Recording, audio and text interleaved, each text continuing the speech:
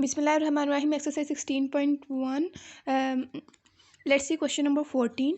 आपने line of integral find करना है और आपको F of X Y Z given है √3 over X square plus Y square plus Z square over the curve R of T आपको given है। यहाँ पे आपको एक्स वाई जी गिवन नहीं, आपको direct are of T he given है और आपको लिमिट गिवन है 1 से इन्फिनिटी। ठीक है ना। सबसे फर्स्ट स्टेप हमारा क्या होता था कि हमने आर ऑफ टी फाइंड करना होता था, तो वो हमें गिवन है।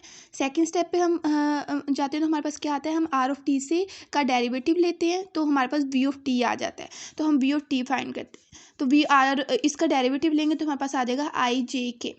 फिर देन हम क्या कहते हैं थर्ड स्टेप में हम करते हैं कि हम वी ऑफ टी का मैग्नीट्यूड ले लेते हैं, यानी कि 1 का स्क्वायर प्लस मैग्नीट्यूड हम ऐसे ही लेते हैं ना, ये 1 का स्क्वायर प्लस 1 का स्क्वायर प्लस 1 स्क्वायर और ये अंडर रूट, तो ये हमारे पास क्या आ जाएगा, √3 आ जाएगा।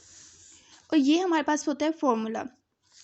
यहाँ पे हमारा था G of t, H of t और के ऑफ टी, और वो हमारे पास क्या होता था, वो हमारे पास होते थे आई जे के जो कंपोनेंट्स होते थे वो होते थे। तो यहाँ पे क्या क्या है, और आर ऑफ टी में, वी ऑफ टी में नहीं, आर ऑफ टी के कंपोनेंट्स, आर ऑफ टी के आई जे के कंपोनेंट्स होते हैं ये। ठीक है, तो ये हमारे पास क्या होते हैं, ये यहाँ पे क्या है T T and then T, तो आपके पास आ जाएगा टी टी टी फंक्शन के साथ। ठीक है, और वी ऑफ टी आपके पास क्या है, इसका मैग्नीट्यूड √3 है।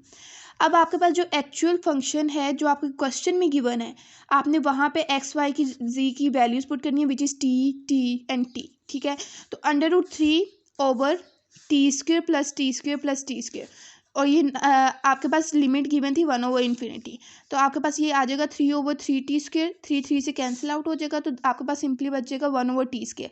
टी स्क्वेयर को आप न्यूमिनेटर में ले जाएंगे तो जो इसकी पावर होगी वो नेगेटिव हो जाएगी, टी -2 हो जाएगा, तो जब आप इसका इंटीग्रल लेंगे तो आपके पास आ जाएगा -1 ओवर टी और 1 से इन्फिनिटी। सिंपल आप इसकी लिमिट्स अप्लाई करेंगे तो आपके पास आ जाएगा 1 आंसर। इस एक्सरसाइज के आपने जस्ट 18 क्वेश्चंस करने हैं, और अब जो सेम है बिल्कुल सेम इसी तरीके से आपने लाइन ऑफ इंटीग्रल फाइंड करना है क्वेश्चन नंबर 9 से 18 तक। ठीक है, तो अब क्वेश्चन नंबर 16 है वो थोड़ा सा डिफरेंट है, क्वेश्चन नंबर 16 और 15 उसमें आपके पास क्या है, उसमें बस आपके पास आर ऑफ टी 3 है, 3 गिवन है। हमने बाकी सारे क्वेश्चन में देखा कि हमें आर ऑफ टी सिर्फ एक ही आर ऑफ टी गिवन है, लेकिन जो क्वेश्चन नंबर 16 और 15 है उसमें आपके पास 3 है। ठीक है, तो अब आपने उसको सोल्व करना है, लेकिन उसको सोल्व करने का कोई इतना डिफरेंट मेथड नहीं है। बस सिंपल आपने इसको जैसे आर ऑफ टी समझिए कि बस इसकी पहले आप बस समझिए कि बस ये इतना क्वेश्चन है, इसको फाइंड कर लें, फिर उसके बाद C2 को फाइंड कर लें, C3 को फाइंड कर लें, और ओवरऑल टोटल के लिए आप इन तीनों को ऐड कर दें। ठीक है, सिंपल। चलो now let's start question number 16। Question number 16 में आपके पास फंक्शन है x plus √y minus Z square over the path from 0 0 to 1 1। ठीक है, यानी कि आपके पास लिमिट यहाँ पे आ जाएगी 0 से 1, और आपके पास पहले C1 के लिए, यानी C1 के लिए आपके पास आर ऑफ टी गिवन है, और C2 के लिए भी गिवन है, और C3 के लिए भी गिवन है, और इनकी जो लिमिट्स हैं वो तीनों की सेम है, 0 to 1 0 to 1 and then 0 to 1। ठीक है, सबसे पहले हम C1 को सॉल्व करते हैं। उसके लिए हमें क्या करना है, आपने इसको कंसीडर करना है, आर ऑफ टी गिवन है, सबसे पहले आप इसका वी ऑफ टी, इसका डेरिवेटिव लेंगे तो वी ऑफ टी आपके पास आ जाएगा के, फिर आपने देन इसका मैग्नीट्यूड लेंगे तो आपके पास आ जाएगा 1। सिंपली C1, अब पहले यहाँ पे सिर्फ C होता था, अब यहाँ पे आ जाएगा C1, तो आप यहाँ पे जब इसका फॉर्मूला अप्लाई करेंगे तो आपके पास इधर क्या है, आर ऑफ टी 0 0 और टी, 0 0 और टी।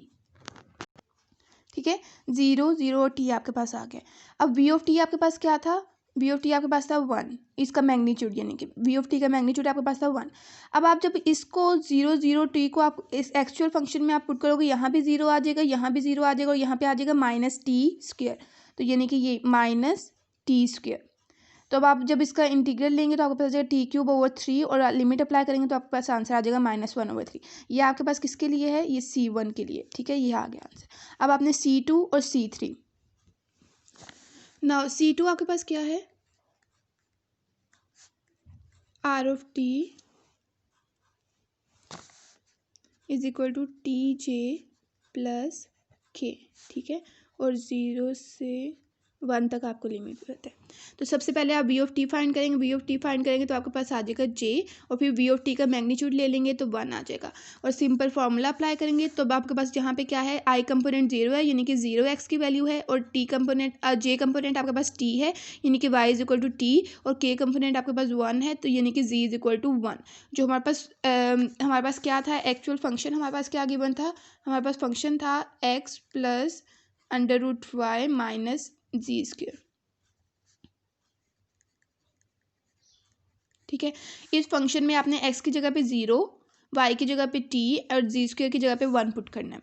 तो सिंपल आप जब पुट करेंगे तो आपके पास आ जाएगा अंडर रूट टी माइनस 1, और फिर देन आप इसको इंटीग्रेट करेंगे और फिर इसकी लिमिट अप्लाई करेंगे तो आपके पास आंसर आ जाएगा -1/3।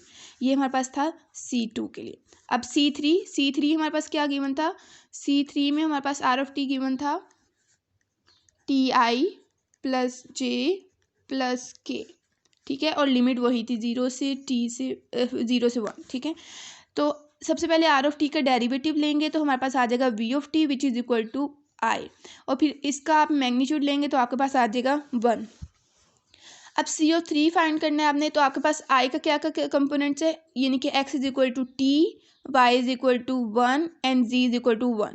तो आपने सिंपल x की जगह पे t, y की जगह पे 1 एंड z में आपने 1 पुट कर देना है। तो आपके पास आ जाएगा t प्लस 1 माइनस 1, ये कैंसिल आउट हो जाएंगे तो सिंपली बच जाएगा t, और फिर इसका जब इंटीग्रेट करेंगे तो आ जाएगा t²/2 and then apply the limits and we get 1/2।